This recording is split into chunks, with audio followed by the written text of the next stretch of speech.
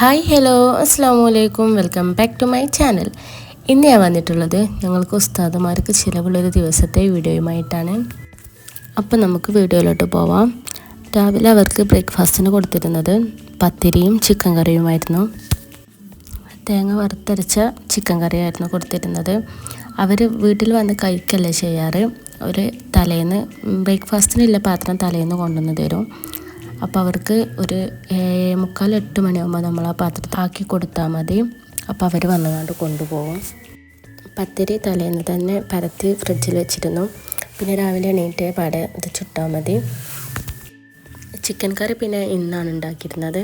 പിന്നെ അതിലേക്ക് നമ്മൾ തേങ്ങ വറുത്തരച്ചുകൊണ്ട് അരപ്പൊഴിച്ച് കൊടുത്തു. അതൊന്ന് തിളച്ചതിന് ശേഷം നമ്മളതിലേക്ക് മല്ലിയില ഇട്ട് കൊടുത്തു. പിന്നെ ഈ തേങ്ങ വറുത്തരച്ച ചിക്കൻ കറിയുടെ റെസിപ്പി വീഡിയോ വേണമെങ്കിൽ കമൻറ്റിൽ പറഞ്ഞാൽ മതി. ഞാൻ വീഡിയോ ആയിട്ട് ഡീറ്റെയിൽഡ് വീഡിയോ ആയിട്ട് ഇടാം. പിന്നെ നമ്മളതിലേക്ക് ലാസ്റ്റായിട്ട് വെളിച്ചെണ്ണയിൽ ചെറിയുള്ളി ഒന്ന് മൂപ്പിച്ചിട്ട് അതിലേക്ക് കുറച്ച് കറിവേപ്പിലും ഇട്ട് കൊടുത്തിട്ട് നമുക്ക് ഈ കറിയിലേക്ക് ഒഴിച്ച് കൊടുക്കാം. പിന്നെ നമ്മളതിലേക്ക് പത്തിരിയൊക്കെ ഇട്ട് കൊടുത്തു. പത്തിരിയൊക്കെ ആക്കി കൊടുത്തു. പത്തിരിയും ഒരു പാത്രത്തിലായിരുന്നു പത്തിരി ഇട്ട് കൊടുത്തിരുന്നത്. പിന്നെ നമ്മൾ വേറൊരു പാത്രത്തിലേക്ക് കറി ഒഴിച്ച് കൊടുത്തു. പിന്നെ ചായ പിന്നെ ഒരു ഫ്ലാസ്ക് കൊണ്ടുവരും. ചായ പിന്നെ അതിലേക്കാണ് ഒഴിച്ച് കൊടുത്തിരുന്നത്. പിന്നെ നമ്മൾ ഉച്ചക്ക് കൊടുത്തിരുന്നത് ചിക്കൻ മന്തിയാണ്. ചിക്കൻ മന്തിയുടെ ഡീറ്റെയിൽഡ് റെസിപ്പി വീഡിയോ ഞാൻ എടുത്തിട്ടില്ല.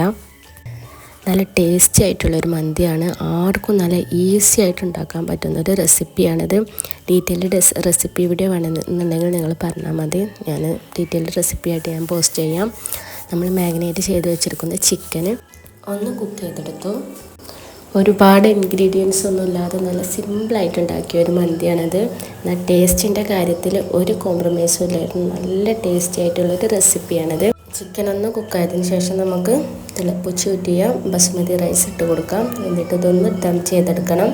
പിന്നെ ഇതിൻ്റെ മുകളിലായിട്ട് ഒരു കളറിന് വേണ്ടി കുറച്ച് മഞ്ഞൾപ്പൊടി വെള്ളത്തിൽ കലക്കിയിട്ട് ഒഴിച്ച് കൊടുത്തിട്ടുണ്ട്. പിന്നെ ഒരു 4-5 പച്ചമുളക് കുത്തി കൊടുത്തിട്ടുണ്ട്. പിന്നെ നമുക്ക് നല്ലൊരു സ്മോക്കി ഫ്ലേവറിന് വേണ്ടി ഒരു പാത്രത്തിലേക്ക് കനലിട്ട് കൊടുത്തിട്ട് കുറച്ച് സൺഫ്ലവർ ഓയിൽ ഒഴിച്ച് ഒന്ന് പുകയിച്ചെടുത്തിട്ടുണ്ട്. എന്നിട്ടൊരു അരമണിക്കൂറിന് ശേഷം നമുക്കിതൊന്ന് മിക്സ് ചെയ്തെടുക്കാം. നന്നായിട്ട് ഇതൊന്ന് മിക്സ് ചെയ്തെടുക്കണം. പിന്നെ ഞാൻ ചിക്കനിൽ കുറച്ച് കളർ ചേർത്തിരുന്നു. അത് വെറും ഓപ്ഷണലാണ്, ചേർക്കേണ്ട ഒരു ആവശ്യമില്ല. പിന്നെ ഇതിന് ചിക്കനെയാണിതൊന്ന് ഇളക്കുന്ന ടൈമിൽ തന്നെ ചിക്കൻ ഉടയാതിരിക്കാൻ ചിക്കനൊന്ന് മാറ്റിയിട്ട് പിന്നെ നമ്മളതിലുള്ള ആ മസാലയായിട്ട് നന്നായിട്ട് ഇതൊന്ന് മിക്സ് ചെയ്ത് കൊടുത്തിട്ടുണ്ട്. അങ്ങനെ നമ്മുടെ ടേസ്റ്റി ആയിട്ടുള്ള ചിക്കൻ മന്തി ഇവിടെ റെഡി ആയിട്ടുണ്ട്. ഇനി നമുക്കിത് ചൂടോട് കൂടി തന്നെ നമുക്കിത് പാത്രത്തിലേക്ക് ആക്കി കൊടുക്കാം. ഉച്ചക്കുണ്ടായിരുന്നത് 2 ഉസ്താദുമാരാണ്. അപ്പോൾ നമ്മൾ അവർക്ക് 2 പാത്രത്തിലായിട്ട് ചോറാക്കി കൊടുത്തു. ആദ്യം ചോറിട്ട് കൊടുത്തു. എന്നിട്ട് അതിൻ്റെ മുകളിലായിട്ട് നമ്മൾ ചിക്കൻ ഇട്ട് കൊടുത്തു.